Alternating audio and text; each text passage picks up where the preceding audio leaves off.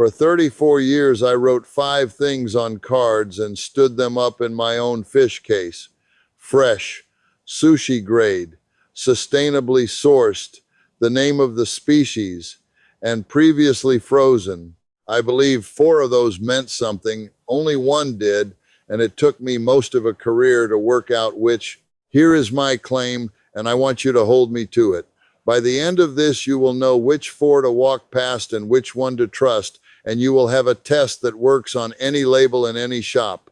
I am also going to be more careful than the word lying, because almost nobody behind a counter is deceiving you on purpose, and what is really happening is worse than that. 8 items. 2, my trade will not thank me for. Good, nothing to buy at the end of this. Here is number 1. Number 1, before any of the 5, the test I am going to run them through, and a correction to the word in the title. Lying is not what is mostly happening here, and I would rather be accurate than dramatic.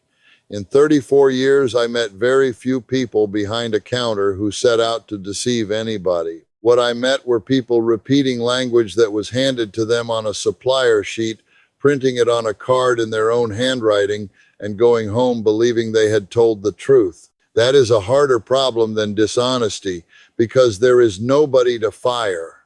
So the useful question is not who is lying, it is which of these claims cost anything to make. A claim that costs the seller nothing is worth nothing to you, no matter how true it happens to be.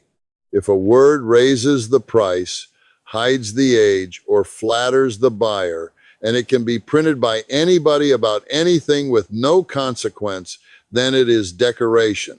If a word lowers the price, shortens the window, or sends the customer somewhere cheaper, then somebody had a reason to print it anyway, and that reason is almost always that it is true. You can run that test on a jar of honey or a used car. It works everywhere. It just happens to be very easy to demonstrate on fish. Number 2, fresh, which is the first card in every case and the emptiest. In the trade, the word has a specific meaning, and it is not the one you are hearing. Fresh means never frozen. That is the whole definition. It says nothing about when the animal came out of the water, nothing about how many days it has been in that case, and nothing about the temperature it was held at along the way. So a fish that came off a boat 9 days ago, went through a port and a truck and a distributor, and has been lying on melting ice under a light ever since, is fresh. Accurately, legally, honestly fresh. And a fish stopped in a blast freezer 90 minutes after it left, the water is not. Now run the test on it. What does that word cost the shop to print? It raises the price because fresh sells at a premium over frozen. It obscures the age because it invites you to fill in recently caught and stop asking.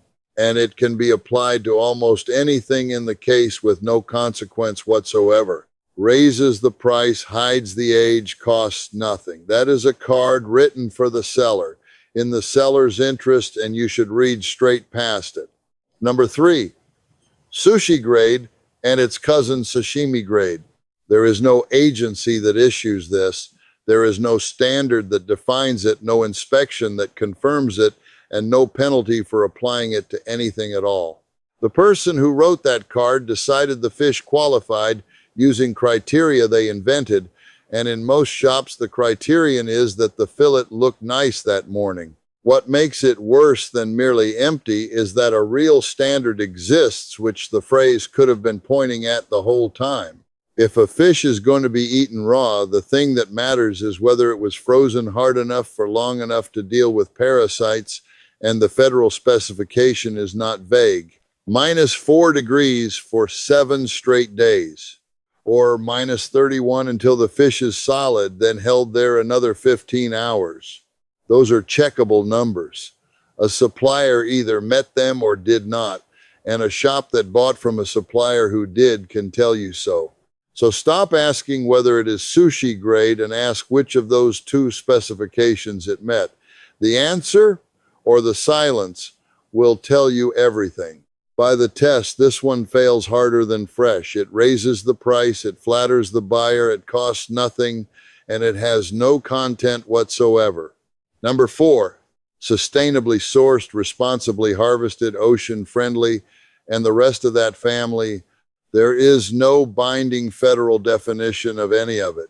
Neither the United States nor Canada has a standardized meaning or any federal oversight for voluntary sustainability language on seafood, which means a marketing department can write those words about anything and no agency will ever ask why.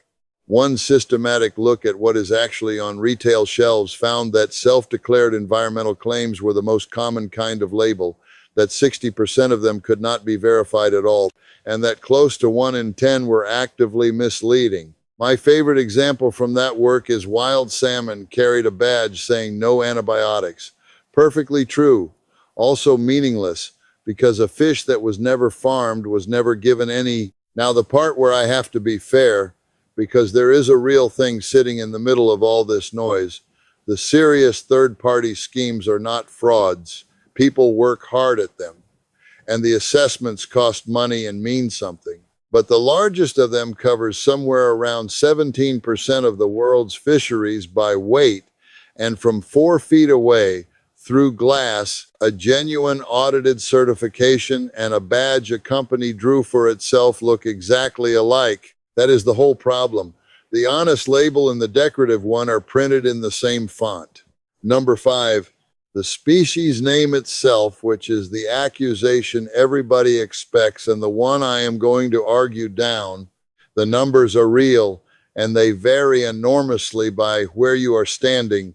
National testing put grocery stores at roughly 18% mislabeled, other restaurants at 38%, and sushi venues at 74%.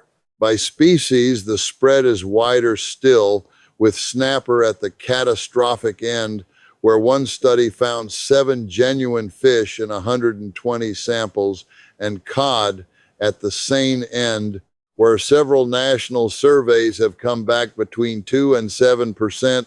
Now the correction, and it changes what you should do about it.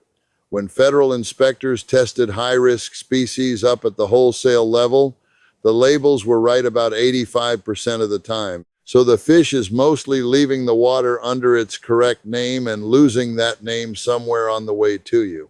And even downstream, most of it is not somebody deciding to deceive.